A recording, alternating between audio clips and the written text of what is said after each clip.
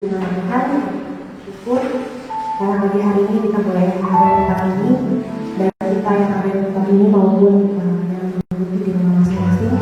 Kita bersyukur karena kebaikan Tuhan kita boleh ada. Kita mau memuji dan memuliakan nama Tuhan. Kita mau tinggikan nama Tuhan. Sebelumnya mari kita bersatu dalam doa. Tuhan, terima kasih buat kebaikan Tuhan. Kami boleh bangun dengan tubuh yang sehat Tuhan. Kami boleh berkesempatan Tuhan untuk beribadah kepada Engkau Tuhan.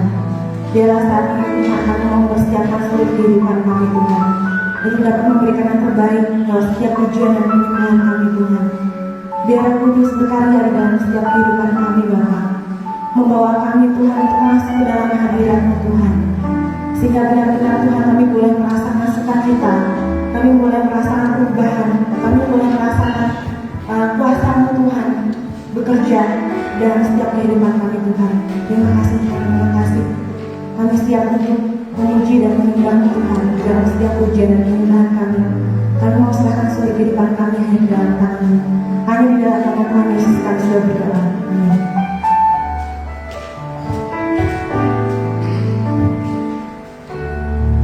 Terima kasih Tuhan, terima kasih. Kita mau persiapkan kehidupan kita. Kita mau menyembah Allah yang kudus. Kita mau meninggikan nama Tuhan. Terima kasih Tuhan.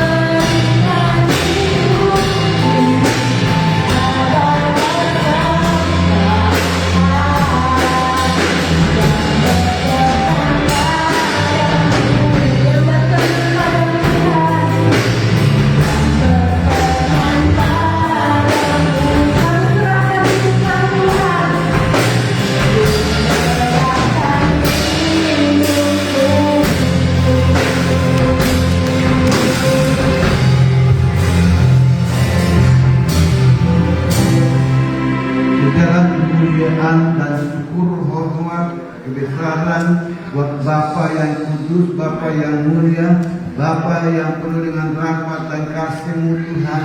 Kami mengucap syukur untuk anugerah Tuhan di pagi ini. Kami boleh kembali bersama-sama dan kami percaya Engkau hadir bersama kami dan menyatakan kuasa kemuliaan di dalam hidup kami sekalian di pagi hari ini. Tuhan, terima kasih, kami percaya Tuhan di pagi hari ini Engkau akan melakukan perkara-perkara besar lewat setiap pelayanan kami. Itu sebabnya Tuhan mengurapi setiap hamba-hamba-Mu yang sudah siap untuk melayani pekerjaan-Mu dalam bentuk apapun juga. Tuhan, Engkau mengurapi mereka, Engkau pakai mereka menjadi alat dalam tangan-Mu. Dan apapun yang diperbuat oleh kuasa kegelapan untuk mengambil keuntungan dalam ibadah kami tolak semua di dalam nama Tuhan kami Yesus Kristus. Allahku yang ajaib, Allahku yang mulia, Allahku yang senantiasa memberkati dan menolong kami di pagi hari ini. Tuhan, terima kasih Bapa. Kami siap untuk memuliakan Tuhan. Di dalam nama Tuhan kami Yesus Kristus, kami buka ibadah ini. Haleluya. Amin. Shalom. Ada sukacita pada pagi hari ini? Ya, kita mau angkat suara kita mau tinggikan nama Tuhan. Kita mau bersorak-sorai bagi Tuhan kita. Kita persilakan untuk boleh dimulai.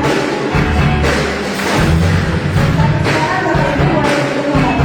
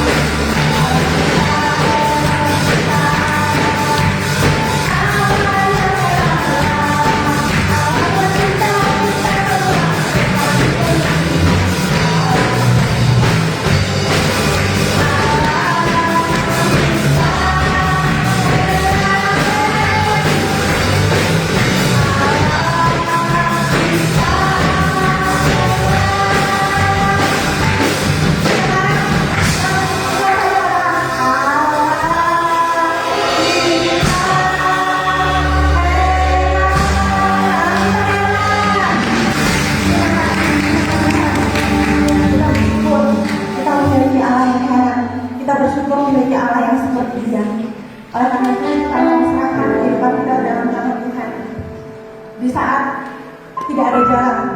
Di saat semua pintu tertutup, di saat kita kehilangan harapan, kita mau berseru hanya kepada Tuhan. Karena Dialah sumber pengharapan bagi kita semua. Mari Bapak Ibu saudara-saudari yang terkasih dalam Tuhan, kita mempersiapkan diri kita untuk bersuara kebenaran firman Tuhan. Kita mau katakan kepada Tuhan, di saat kami kehilangan harapan, kami mau datang hanya kepada-Mu Tuhan. Saat Dia ada di jalan, kita mau katakan Tuhan.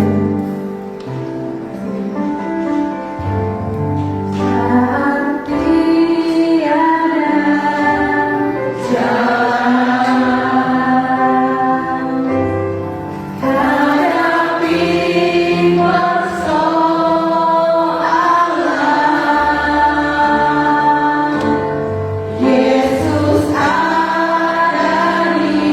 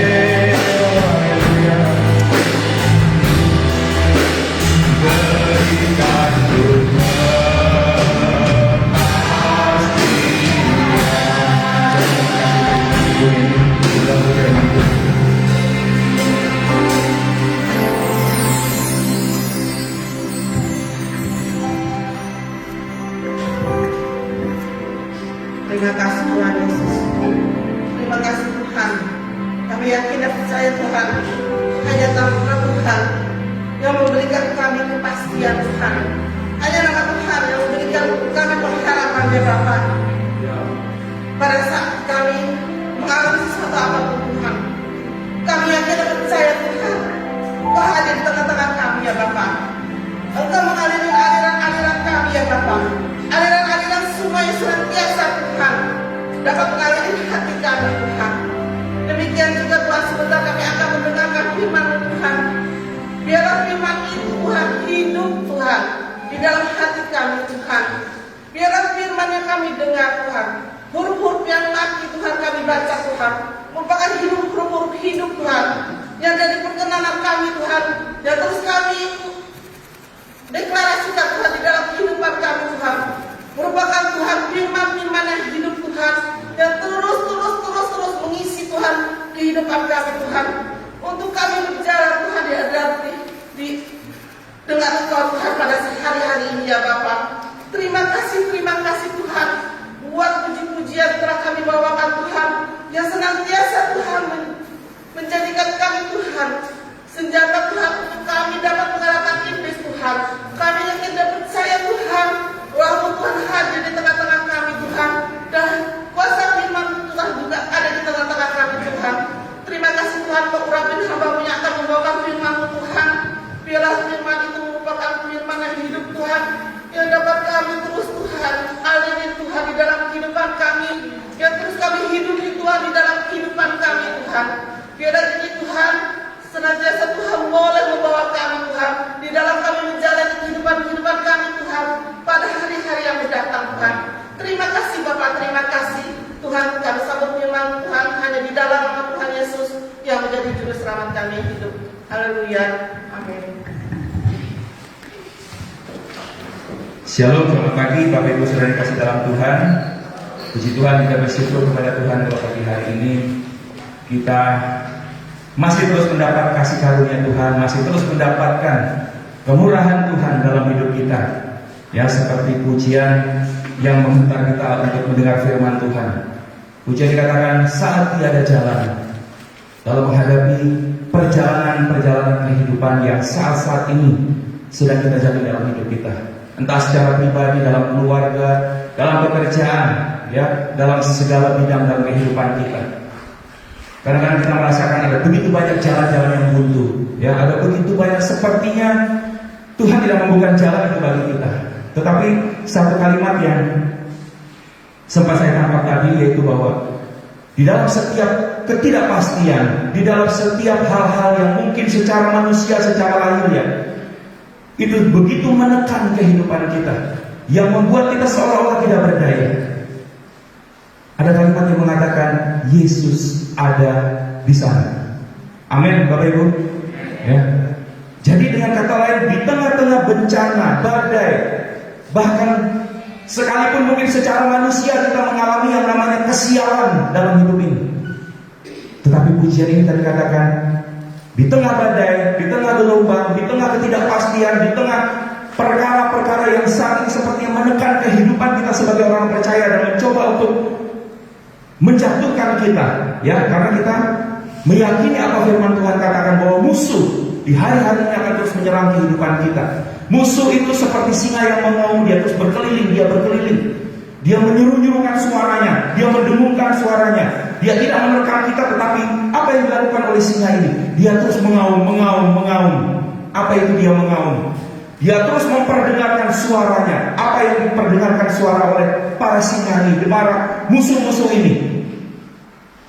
Perkara-perkara negatif, perkataan-perkataan yang terus dilemparkan secara negatif oleh iblis. Yang seharusnya semestinya kita bisa melakukan sesuatu, kita bisa melakukan apa yang Tuhan inginkan. Karena memang Tuhan sendiri berkata dalam firman-Nya bahwa kemampuan itu akan terus Dia berikan kepada kita. Tetapi suara yang lebih jelas kita dengar di hari-hari ini adalah suara singa yang mengaum dengan kencang, sehingga akhirnya suara Tuhan menjadi samar-samar di dalam hidup kita. Suara Tuhan melalui firman-Nya yang jelas berkata, ada begitu banyak pengharapan seperti pujian yang tadi katakan, yang sebetulnya Tuhan izinkan dalam hidup kita, Yesus ada di dalam persoalan kita. Yesus ada di dalam setiap perkara yang kita alami dalam hidup kita sebagai orang percaya, untuk terus menguji iman kita, untuk terus Tuhan ingin membuktikan sampai di mana kasih kita kepada Tuhan, sampai di mana tingkat kedalaman hubungan kita dengan Tuhan. Dan tingkat kedalaman hubungan kita dengan Tuhan itulah yang menentukan apakah kita akan mampu terus mendengarkan suara Tuhan. Apakah frekuensi gelombang ya seperti radio, kalau kita membuka channel radio, kita mencari siaran tertentu, kita harus frekuensinya harus tepat. Misalnya 10,5 FM, tapi kita berada pada 10,4 atau 10,6, memang terdengar saudara, tetapi agak meresap ya. Bahkan kalau sampai frekuensi itu turun jauh atau ke atas, tidak akan kedengaran, gitu saudara. Nah, tetapi ketika kita ada pada frekuensi yang sama, seperti yang kita harapkan untuk kita mendengar suara radio itu suara akan jelas terdengar. Tapi ketika iblis, ya musuh itu terus memperdengarkan frekuensi gelombang yang saat-saat ini terus dia dengungkan dalam hidup kita. Ya, saya berharap pagi hari ini kita sebagai jemaat Tuhan, sebagai umat-umat Tuhan, kita harus terus menyadari bahwa hari-hari yang jahat ini, ya, hari-hari yang terakhir ini, iblis akan terus memperdengarkan, mendengungkan suaranya. Dia terus menggemakan, dia menggaungkan hal-hal negatif, perkara-perkara buruk. Apa yang kita dengar, apa yang kita lihat, apa yang kita baca, semua rata-rata di atas 50% itu hal yang negatif, saudara. Satu contoh, tidak usah jauh-jauh, COVID-19. Saya boleh katakan hampir-hampir jarang ada yang memposting hal yang positif. Memang betul, itu sangat berbahaya. Tetapi kadang orang, ya kita apalagi yang saya tekankan adalah kita sebagai orang percaya, yang kita yang tahu firman, kita setiap kali kita tahu firman, kita tahu kebenaran Tuhan. Memang tidak salah kita memposting untuk mengingatkan, tetapi seharusnya kita harus bisa bijaksana untuk men-share broadcast yang intinya sebetulnya membuat kita takut, membuat kita gelisah, membuat kita khawatir. Tetapi sebetulnya, ya, seperti pujian tadi katakan, Yesus ada di sana. Wah, luar biasa, saudara. Di mana Yesus ada? Saya coba, sebetulnya ini bukan inti ayat yang tapi saya kita membuka dalam Mazmur 46. Mazmur 46 ayat yang kelima dan ayat yang ke-6a. Kalau di Alkitab manual itu ayat yang ke-4, tapi Alkitab elektronik ayat yang kelima. Mazmur 46 ayat yang kelima. Kalau sudah dapat, kita akan baca sama-sama. Sudah dapat? Ya. Mazmur 46 ayat yang kelima. 2, 3. Kota Allah, kediaman yang maha tinggi, disukakan oleh aliran-aliran sebuah sungai. Allah ada di dalamnya, kota itu tidak akan goncang. Haleluya, saudara. Pujian tadi begitu meneguhkan, ya, dari ayat ini. Firman Tuhan kata, kota Allah, kediaman yang maha tinggi, disukakan oleh apa, saudara? Aliran-aliran air sungai, aliran-aliran sebuah sungai. Dan lebih lanjut dikatakan bahwa Allah ada di dalamnya. Allah ada di dalam mana, saudara? Allah ada di dalam mana? Tuhan itu ada di dalam mana?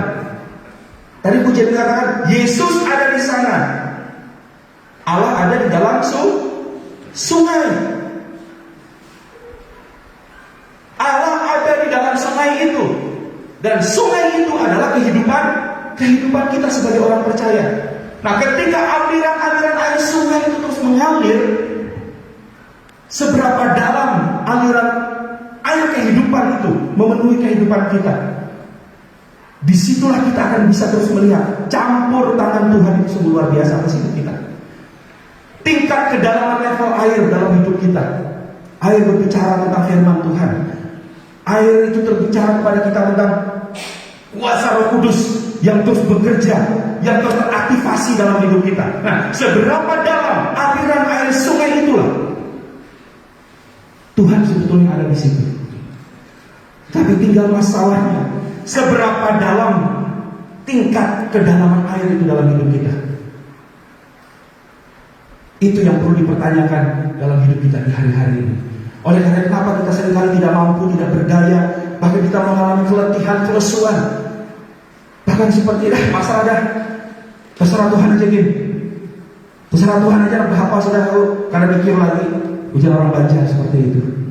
Pasrah, tapi pasrah yang tidak sesuai dengan firman Tuhan. Nanti saya akan bahas itu lebih lanjut. Mari kita buka di dalam Wahyu pasal 8. Mengapa aliran air kehidupan, sungai kehidupan yang harusnya Tuhan ada di dalam sungai itu tidak bisa bekerja dengan leluasa dalam hidup kita? Kita baca dalam Wahyu pasal 8 ayat 10 sampai ayat yang ke-11.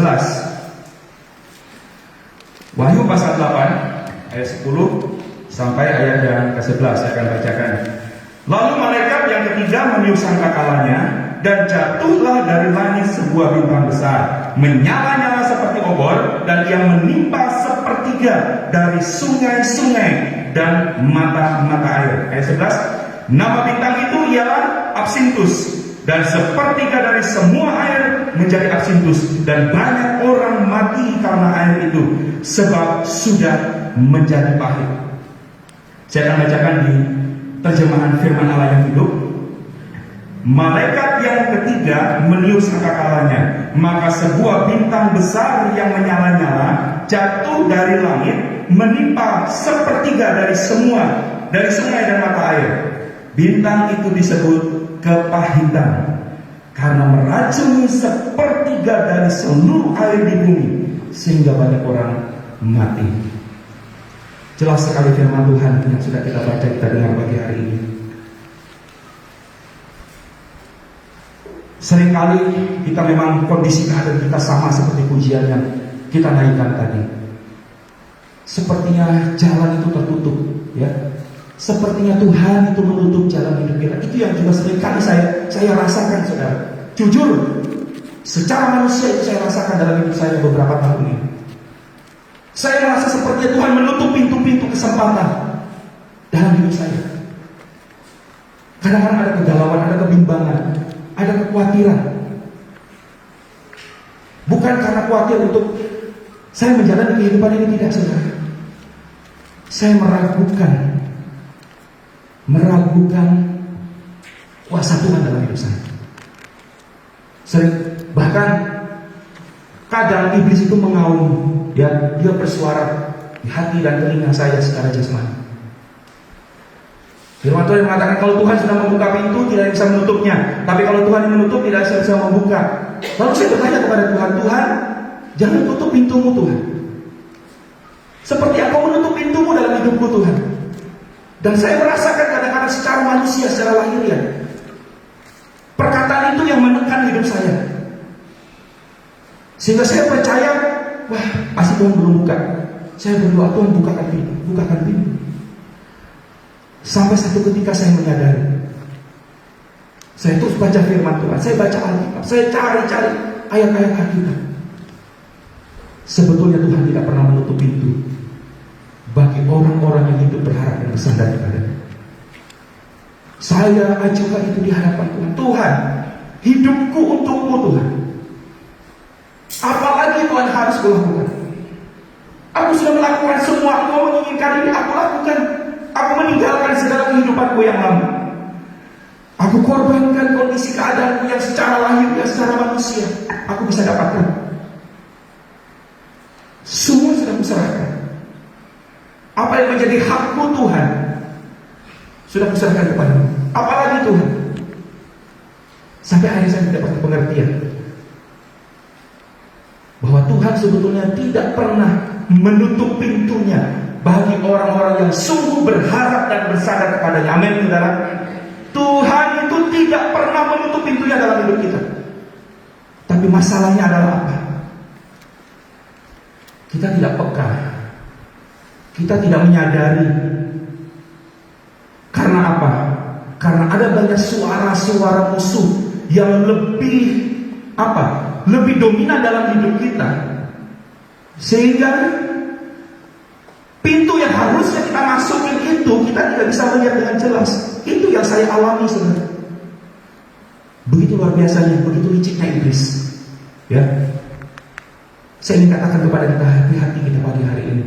Begitu liciknya iblis, dia katakan, percuma, pintu sudah tertutup, dosamu banyak di masa lalu, kegelapan hidupmu A, B, C sampai Z. Saudara, dia terus mengintimidasi. Itu pekerjaan iblis. Dia terus mengaum-ngaum. Ternyata saya salah.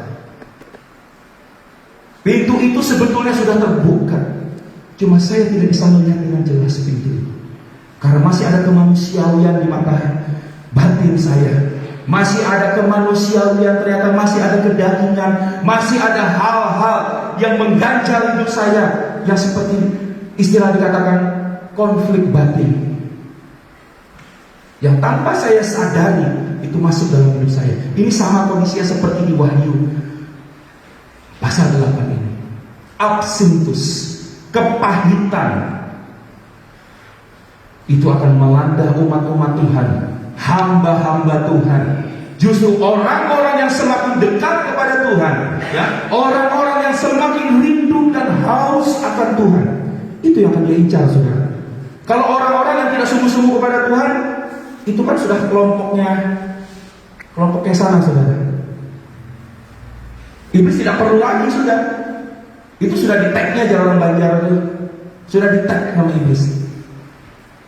Tidak perlu. Tapi kita orang-orang yang sungguh-sungguh kepada Tuhan, kita akan buktikan, kita akan lihat, semakin kita sungguh-sungguh kepada Tuhan, semakin kita mengejar Tuhan, semakin kita hidup kudus di hadapan Tuhan, kita akan lihat pekerjaan iblis akan terus luar biasa dalam hidup kita. Tetapi kalau kita menyadari rahasia kemenangan di dalam Tuhan,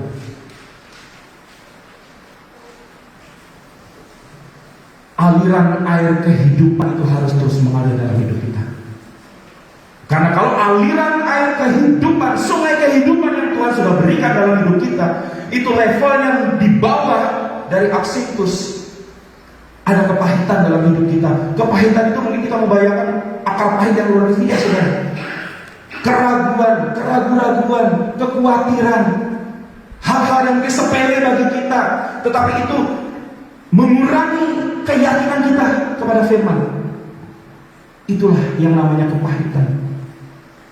Tanpa kita sadari, roh-roh kepahitan itu terus masuk, merusak aliran-aliran air hidup, sungai kehidupan yang Tuhan berikan dalam hidup kita. Padahal pemazmur katakan bahwa kota Allah disukakan oleh aliran-aliran air sungai. Dan Allah, Tuhan itu ada di dalamnya. Seharusnya aliran-aliran air sungai dalam kehidupan kita itu menandakan bahwa Tuhan itu ada di dalam hidup kita. Sehingga kita tidak pernah lagi berpikir bahwa Tuhan menutup pintu-pintu kesempatan dalam hidup kita. Tidak akan pernah terbayangkan, terpikirkan sedikit pun untuk kita meragukan Tuhan. Kalau kita dalam kondisi terpuruk, siapa yang kita cari? Maaf kata, sebagai seorang jemaat, siapa yang dia cari? Tentu mungkin Bapak Gembala, pendeta, hamba Tuhan. Tidak salah, saudara. Tetapi kita sebagai umat-umat tebusan, Tuhan itu sudah memberikan kuasa atas kita. Di tengah pandemi COVID-19, inilah waktu dan saatnya sebetulnya jemaat Tuhan, kita sebagai umat-umat membuktikan iman kita kepada Tuhan. Kita tidak bisa dengan leluasa lagi membawa orang masuk ke dalam rumah kita, ya kan? Sekalipun mungkin itu Bapak Gembala kita, orang yang kita anggap sebagai Bapak Rohani dan segala macam yang bisa seringkali mendoakan kita sudah tidak bisa bebas tuh. Tapi disitulah sebetulnya kita ingin bisa membuktikan bahwa kita adalah gereja. Bahkan kalau kita tidak bisa ke gereja pun, ketika masa awal-awal pandemi, di rumah kita harus bisa menjadi gereja. Amin, saudara. Karena firman Tuhan katakan, kita adalah bait Allah. Baik Allah itu, baik Roh Kudus itu ada di dalam hidup kita. Jadi sebetulnya COVID-19, pandemi COVID-19 ini adalah waktu dan kesempatan untuk kita bisa menjadi gereja.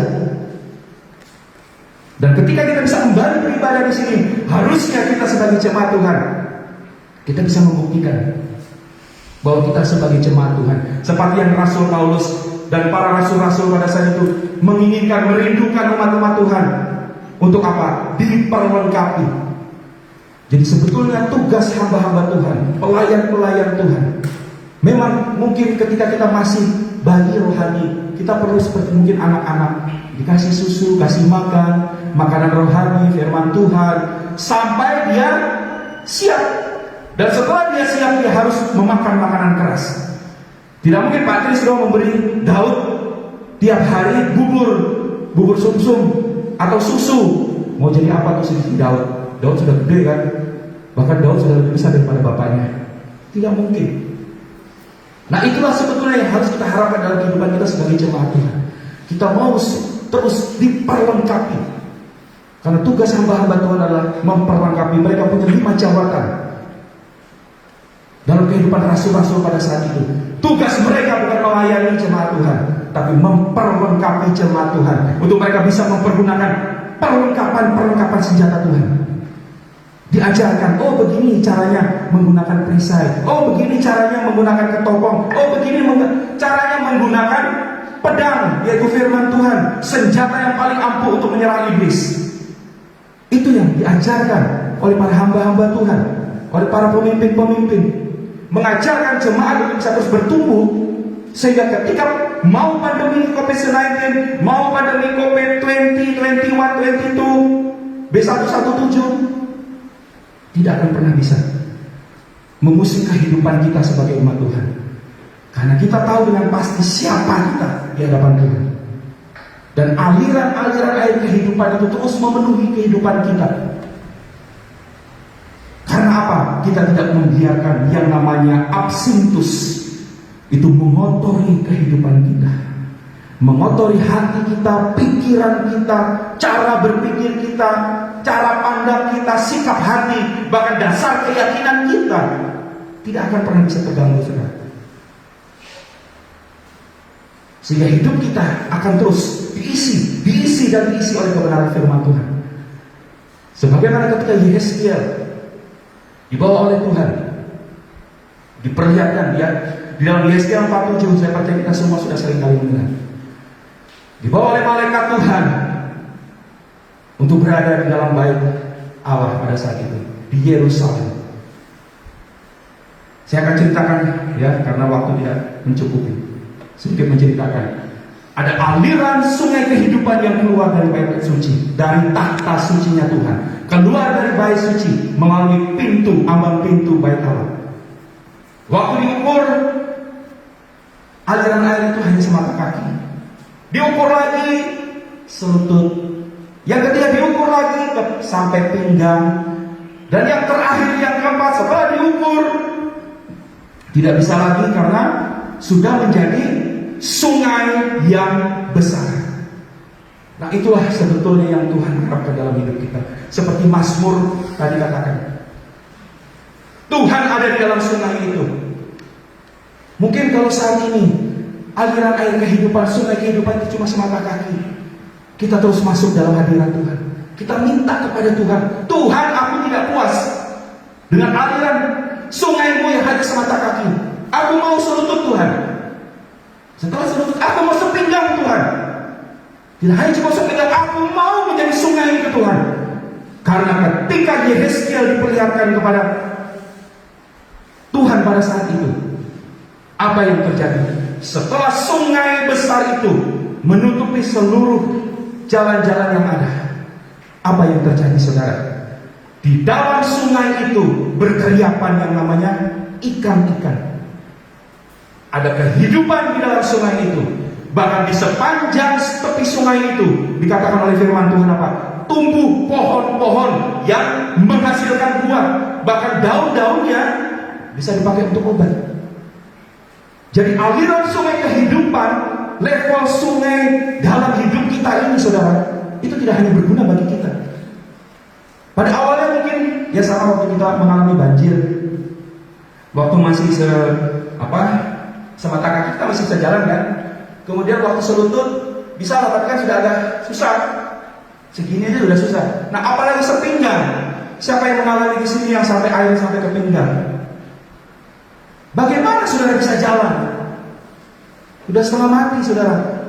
Tetapi ketika air itu memenuhi seluruh hidup kita, kita tenggelam di dalam sungai itu, yang terjadi adalah kita bisa berenang dan tenggelam di dalam sungai itu. Oh luar biasa. Kita tenggelam di dalam sungai, berenang dalam sungai itu. Itu yang Tuhan harapkan sebetulnya dalam hidup kita. Dia ada di dalam sungai itu. Dan biar itu boleh menjadi kerinduan kita pagi hari sebagai umat-umat Tuhan. Jangan kita merasa puas dengan tingkat kedalaman air yang dangkal dalam hidup kita. Kalau itu yang terjadi atas kita saudara, makanya seringkali memang kita harus jatuh bangun. Ketika level air itu ada di semata kaki sampai lutut, kita masih bisa menggunakan kekuatan kita. Kita masih bisa menggunakan akal pikiran kita. Kita masih bisa berdalih dengan Tuhan. Tuhan mestinya kan tidak seperti ini Tuhan. Aku sudah ini loh Tuhan. Itu seperti saya saudara. Itu saya aku. Tuhan apa yang harus aku lakukan lagi Tuhan? Saya merasa sudah melakukan semuanya. Selutut masih bisa menggunakan akal pikiran. Tetapi ketika aliran air sungai kehidupan itu menjadi sungai, kita tidak bisa berbuat apa-apa. Kita tinggal mengikuti arusnya tuh Tuhan. Mengalir, ada istilah mengalir. Tapi hati-hati juga kalau mengalir hanyut. Kalau tahu kan bekahnya kemana kan? Mengalir mengikuti aliran yang Tuhan sudah berikan dalam hidup kita. Mari kita sebagai jemaat Tuhan, sebagai umat-umat Tuhan di hari-hari ini, kita terus mengharapkan dalam hidup kita Tuhan mengisi kehidupan kita. Jangan biarkan absintus itu tadi saudara, kepahitan itu merajalela dan menguasai hidup kita, yang seringkali tidak pernah terpikirkan dan terbayang atas kita.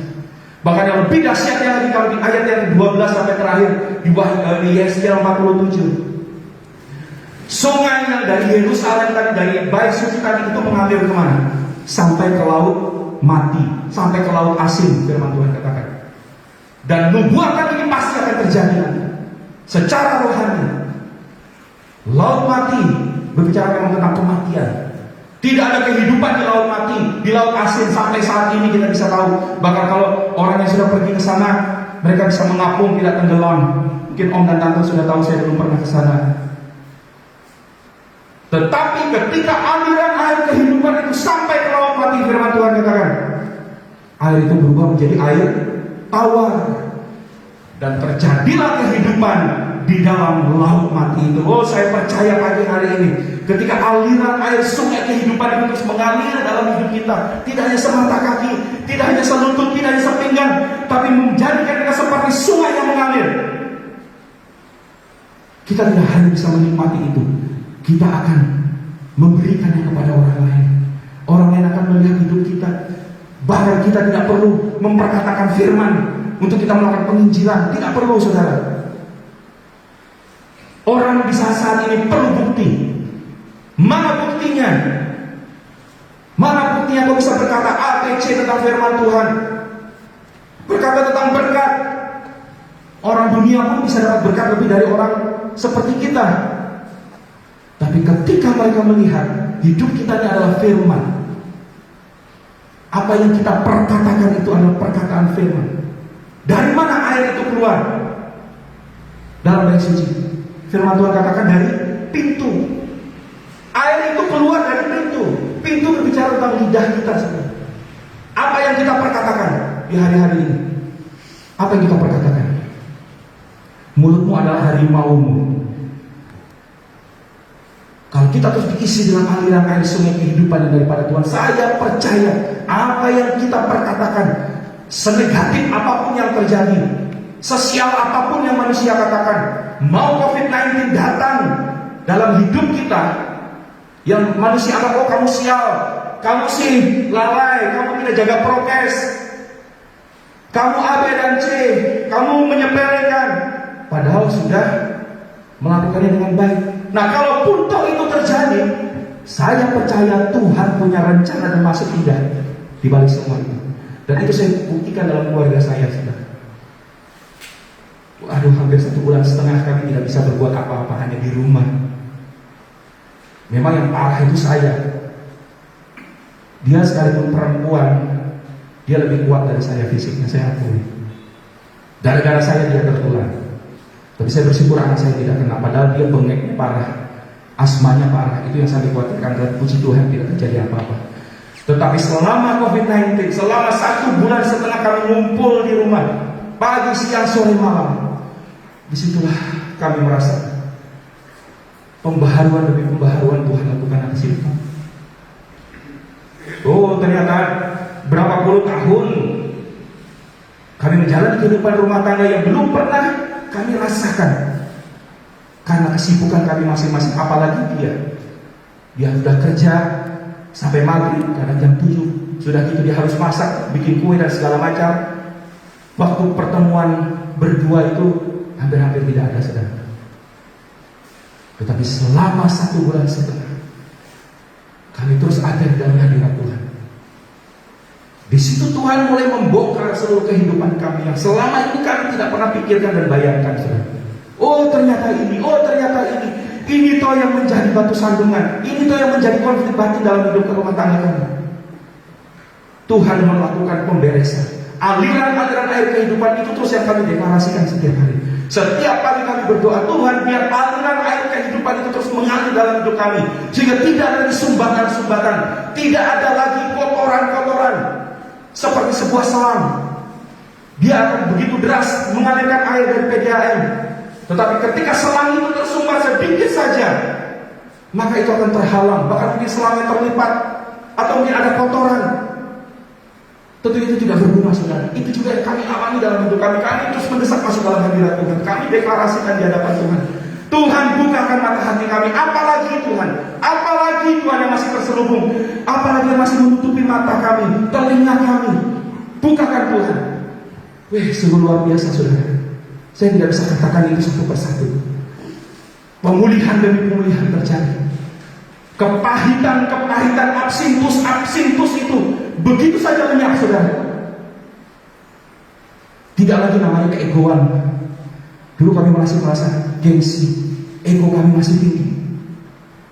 Kami bereskan satu demi satu di hadapan Tuhan. Dan secara tiba-tiba, tanpa kami bayangkan, saudara, ada saja yang Tuhan lakukan. Perkaranya sepele, tapi di situ Tuhan melakukan perdamaian demi perdamaian. Bahkan dengan orang-orang yang membenci kami, orang-orang yang selama ini tidak menyenangkan. Seringkali itu juga yang terjadi dalam hidup kita. Kita punya hak mungkin untuk menghindari orang-orang yang menyakiti kita, tapi sebetulnya itulah awal dari kepahitan, saudara. Itu yang kami alami. Menghindar supaya mungkin tidak terjadi konflik, tidak terjadi pertentangan. Tapi sebetulnya Tuhan ingin adalah perdamaian. Datangin satu persatu, lakukan ini. Tidak lagi pergumulan, saudara. Untuk berdamai itu tidak lagi pergumulan bagi kami.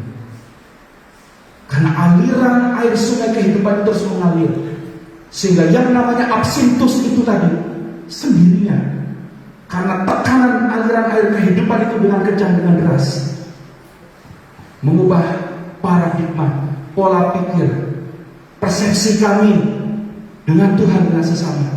Wah, saya bersyukur luar biasa. COVID-19 membawa perkara yang ajaib dan luar biasa dalam hidup kami. Dan kami bersyukur setiap pagi kami selalu dikuatkan dengan renungan-renungan harian. Kami harus menunggu renungan harian itu kadang-kadang jam 5:15 sampai setengah 6. Baru kami berdoa. Kami bawa renungan harian itu, daily devotion itu, sebagai sebuah pernyataan doa kami di hadapan Tuhan. Karena kami tahu itu tidak hanya sekedar makanan rohani bagi kami. Renungan-renungan pagi yang kami dapat itu tidak hanya sekedar makanan, dan itu adalah sebuah jalan bagi kami. Kami tangkap itu, kami ambil itu, dan kami deklarasikan di hadapan Tuhan. Dan secara tiba-tiba kadang-kadang Roh Kudus bisa berbicara. Dia bersuara di hati kami, dan itu kami deklarasikan ketika kami menyembah di dalam roh. Tiba-tiba Tuhan ingatkan, kami deklarasikan, Kalau perlu kami usir, kami patahkan, agar manusia rohani kami semakin pulih di hadapan Tuhan. Wah, sungguh luar biasa, saudara. Apa yang kami alami dalam hidup kami kurang lebih 1,5 bulan ini, sekalipun secara manusia berat, saudara. Dia harus meninggalkan pekerjaannya. Ada beban, ya, beban mental, beban batinnya. Dia tidak bekerja. Bahkan saya pun sempat teralihkan fokus saya. Apa yang saya pikir waktu itu? Aduh, kasihannya, kamu keluarkan berjuta-juta. Saudara, obat COVID yang harus saya tebus itu, sekali tebus itu di atas 600.000 loh, saudara. Padahal ya saya sih tidak terlalu. Memang minggu pertama itu aja seperti flu, dari panas di dalam kayak terbakar, lesu. Tapi saya bersyukurnya kepada Tuhan, saya dari dulu punya kebiasaan apa? Kalau saya stres, saya mendapat sebuah tekanan, saya sakit apapun, kerjaan saya tidur, saudara. Ini satu pekerjaan yang aneh, sebetulnya langka. Aneh tapi nyata. Dia waktu itu curiga minggu pertama, ini kok saya kok tidur terus. Dari pagi dia kerja, pulang saya tidur, jam 7, setengah 8 saya tidur sampai besok pagi. Karena badan saya ini rasanya sudah, aduh, kalau saya bangun saudara mau muntah rasanya. Badan ini panas. Tapi di termometer waktu saya ke gereja cuma 36. Nah, itulah hati-hati dengan COVID-19. Tidak semua bisa panas, saudara, waktu di termogan. Tidak semua. Itu namanya OTG tadi. Tapi saya tetap masih bisa mencium merasa masih enak. Cuma minum kopi rasanya tidak enak waktu itu.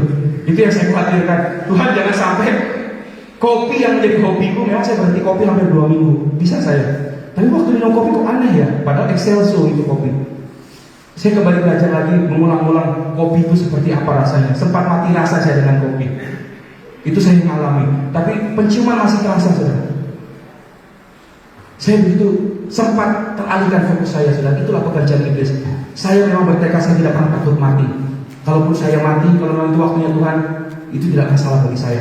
Tetapi iblis tahu kelemahan saya. Ketika saya berpikir, aku tidak punya duit, dia yang kerja, dia yang cari uang.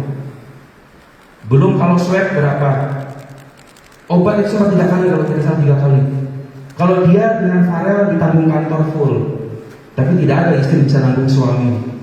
Tidak ada suami yang nanggung istri. Saya sempat, saudara, jujur, kasihan ya kamu. Wah, waktu saya bilang kasihan itu, ini kepala saya kembali sakit, saudara. Saya tidak ngomong ke dia. Sampai saat itu saya belum ngomong ke dia. Baru kali ini sakit kepala saya kalau sudah ingat itu, saudara. Saya terus coba saya perangi semua itu.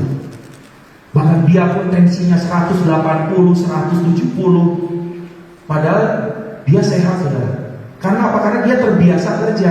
Dia tidak terbiasa makan guling yang orang Banjar, ngandru, kata orang Jawa, mangan turu. Tapi waktu dia sudah dinyatakan hasil PCR yang ketiga, bayangkan sampai 3 kali dia PCR, itu positif terus. Padahal orangnya sehat. Bagaimana tidak stres, saudara? Wah, langsung tekanannya 180. Datang ke dokter Joko. Dokter, kenapa bisa kayak gini? Ketawa dokter Joko. Ya tadi sih stres. Lo santai aja. Gak usah stres, kalau yang belum waktunya Tuhan mati, ya gak mati kok, Ci, dia bilang gitu. Dokter Joko sampai ngomong seperti itu. Bahkan hasil PCR yang kedua dengan pertama itu yang membuat dia tekanannya semakin tinggi, saudara. Karena ternyata beda sampel, namanya reagen. Coba bayangkan kalau kita ini kan orang awam ya, orang bodoh ya. Tapi bersyukurlah masih ada Mbah Google yang bisa kita tanya. Kebetulan dia punya teman kepala patologi klinik. Jadi waktu PCR pertama itu reagennya 32. Yang kedua kok malah 29. Padahal fisiknya sama. Berarti kan tambah parah, harusnya banget drop kan. Ternyata waktu dia WA ke temannya itu, dokter patologi itu, dia bilang, "Loh, ini gimana bisa dibandingkan, Bu? Sampel reagennya aja beda." Wah, langsung dia ngamuk, saudara. Di situ tensinya naik, di situ dia mulai terpancing. Dia sempat terpancing. Wah, dia WA langsung itu orang labnya. Kok bisa begini? Saya tanya, kepala patologi ini nggak benar ini. Akhirnya dia jawab apa? Iya sih, Ibu, yang kedua PCR-nya menggunakan fasilitas diskon promo. Harusnya kan dikasih keterangan kan, Ibu. Makanya hati-hati, saudara ya. Bukan saya menganggap saudara tidak percaya dengan lab, tidak.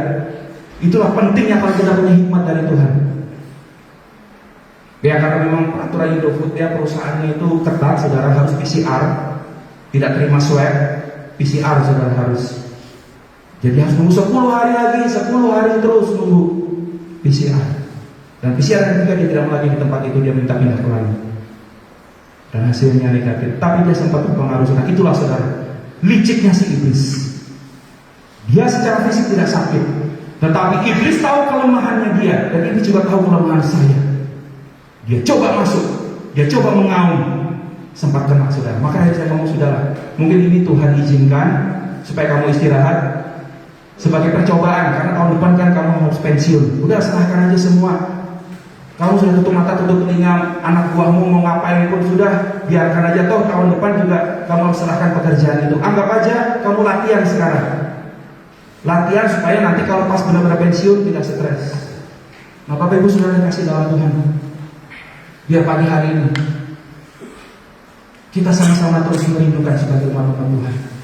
Jangan biarkan absintus itu bekerja dalam hidup kita. Kita buka di dalam Efesus 4. Efesus 4 ayat 31.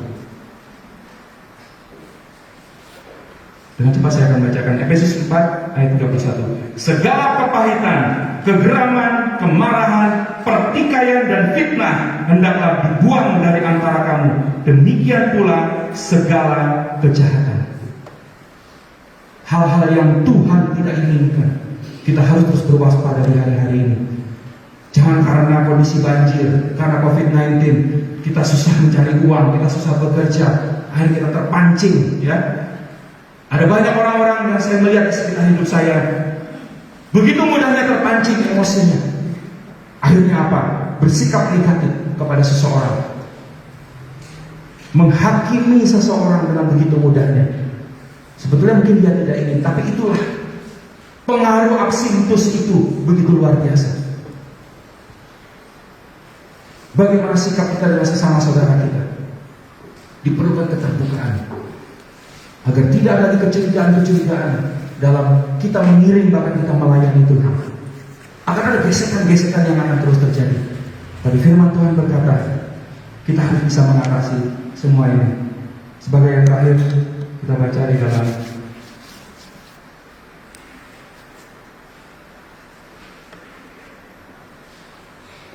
Filipi 4 ayat yang ke-8.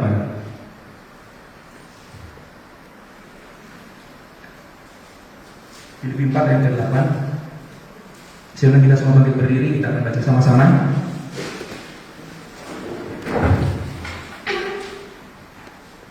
Filipi 4 ayat yang ke-8, demikian firman Tuhan. Jadi akhirnya saudara-saudara, semua yang benar, semua yang mulia, semua yang adil, semua yang suci, semua yang manis, semua yang sedap didengar, semua yang disebut kebajikan dan patut dipuji, pikirkanlah semuanya itu. Amin. Saya para pemusik dan pemuji itu maju ke depan. Biar malam pagi hari ini kita sama-sama kembali merenungkan kebenaran firman Tuhan. Kita tidak bisa lagi menjalani kehidupan kita seperti hari-hari yang lalu. Kita santai, kita mungkin bermasa bodoh dengan kehidupan kerohanian kita. Tapi mari kita mau sadar dan berjaga-jaga di hari-hari ini. Kita biarkan terus aliran-aliran air kehidupan Tuhan itu terus memenuhi kehidupan kita, sehingga kedalaman kerinduan hati kita datang kepada Tuhan. Itu sungguh-sungguh kita nyatakan di hadapan Tuhan. Lebih dari segalanya Tuhan, aku ingin Tuhan. Lebih dalam lagi, ku rindu Kau. Mari naikkan pujian ini sebagai satu pernyataan keluar dari hati kita, dengan sebuah keyakinan keluar dari mulut kita, bahwa kita mengakui semuanya. Satu hal yang ku rindukan, ya Tuhan, selalu berada di dekat-Mu dengan senang hati, dengan segenap jiwa, ku menanti di hadirat-Mu. Satu hal yang ku rindu, satu hal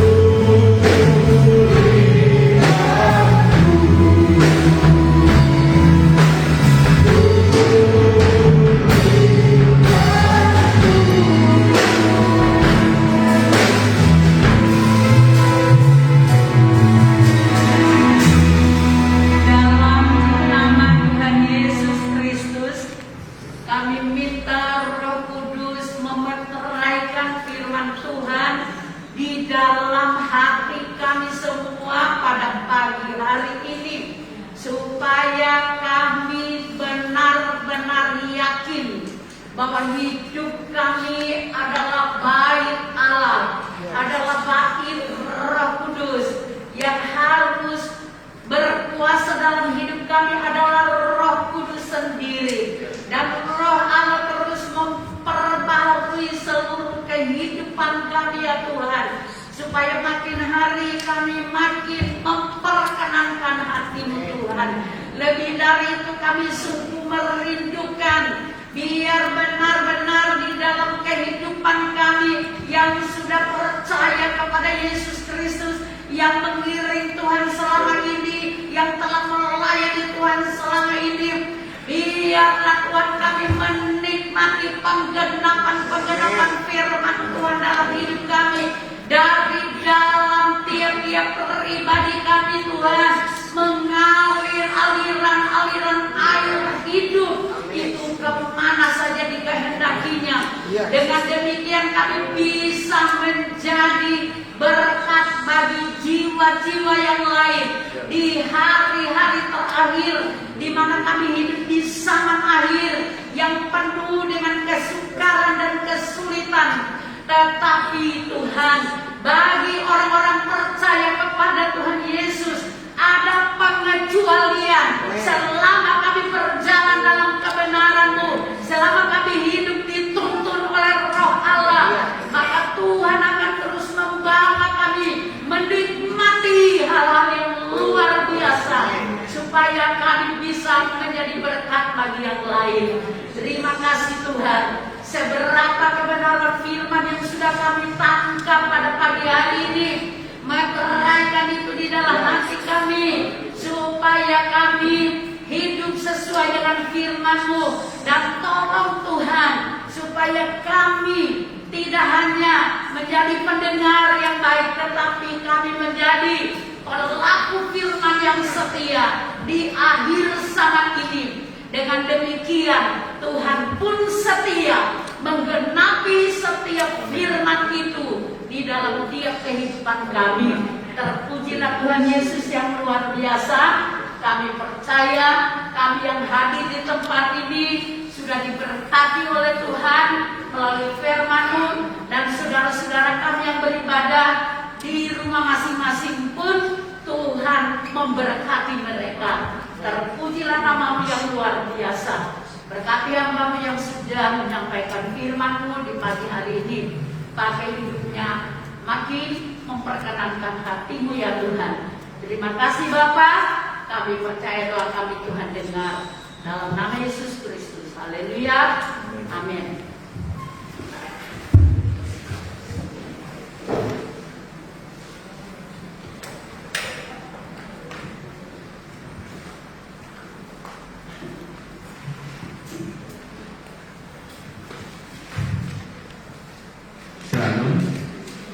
Di nama Tuhan, selamat pagi buat Bapak Ibu serta saudara semuanya yang dikasihi Tuhan.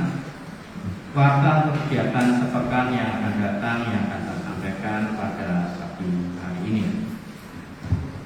Untuk hari Kamis jam 4:30 sore ada ibadah kawanita, tempatnya di gereja. Dan hari Kamis jam 7:30, hari Kamis jam 7:30 ada latihan untuk mempersiapkan pelayanan di hari Minggu, tim penguji dan pemusik. Dan hari Jumat jam 7 malam ada ibadah pemuda dan remaja di gereja secara offline. Dan untuk hari Sabtu jam 7 malam ada doa malam untuk semua jemaat Tuhan.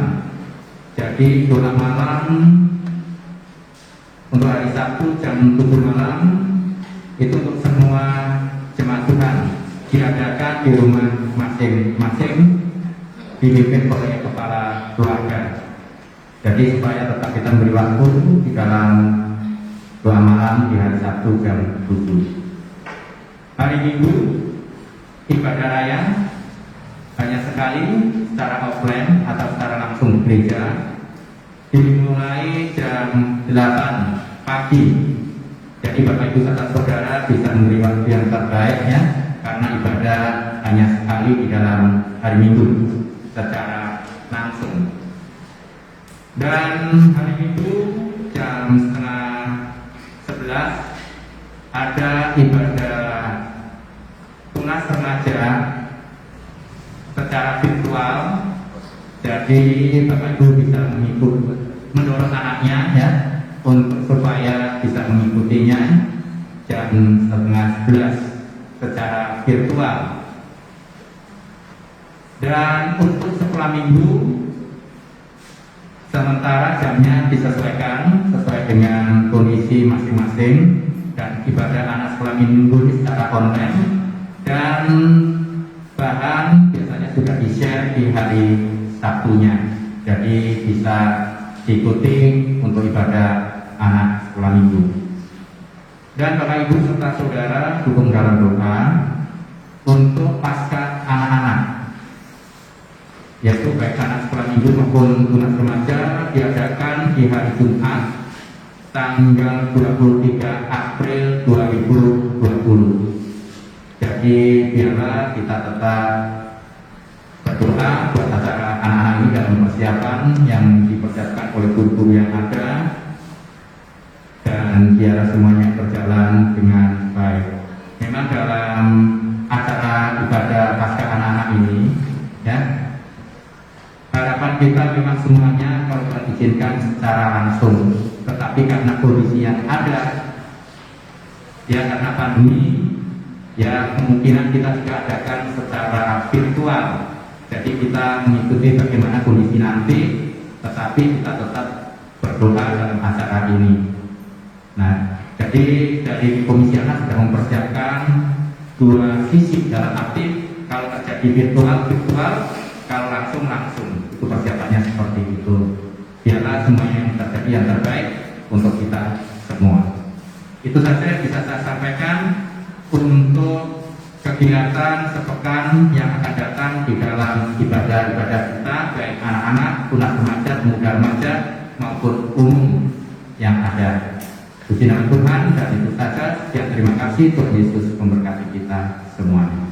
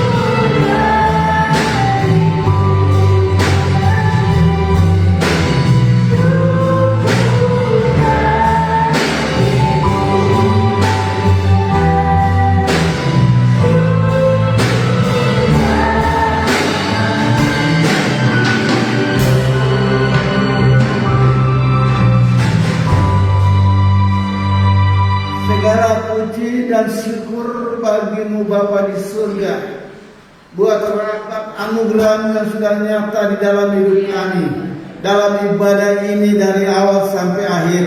Dan kami percaya pagi ini semua yang ada di depan hadirat-Mu semua diberkati oleh Tuhan, dan kami pulang untuk kami boleh menjadi berkat bagi orang lain.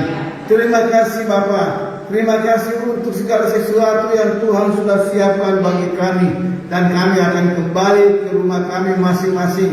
Biar rahmat Allah tetap menyertai dan memberkati kehidupan kami, supaya kami tetap teguh di dalam Engkau menghadapi segala kepahitan-kepahitan yang dunia ini berikan bagi kami. Tetap di dalam Yesus Kristus kami akan bisa melihat ada perubahan besar boleh terjadi, kemuliaan Allah turun di antara kami sekalian. Terima kasih Bapa. Berkat Allah turun bagi kami yang ada di depan hadirat-Mu, bahkan kami yang ada di rumah masing-masing. Di dalam nama Tuhan Yesus Kristus, segala berkat ini akan datang kepadamu dan menjadi bagianmu. Berkat Abraham, berkat Ishak dan berkat Yakub turun atasmu. Bahwa Tuhan akan membuka bagimu perbendaharaan yang berlimpah, yakni langit untuk memberi hujan bagi tanahmu pada masanya, dan memberkati segala pekerjaanmu. Tuhan akan mengangkat engkau menjadi kepala dan bukan menjadi ekor. Engkau akan tetap naik dan bukan turun. Tuhan memberkati engkau dan melindungi engkau. Tuhan menyinari engkau dengan wajahnya dan memberi engkau kasih karunia. Tuhan menghadapkan wajahnya kepadamu dan memberi engkau damai sejahtera hari ini sampai selama-lamanya. Yang diberkati bersama-sama kita katakan amin. Kami sampaikan selamat pagi, selamat siang, Tuhan memberkati, selamat pulang.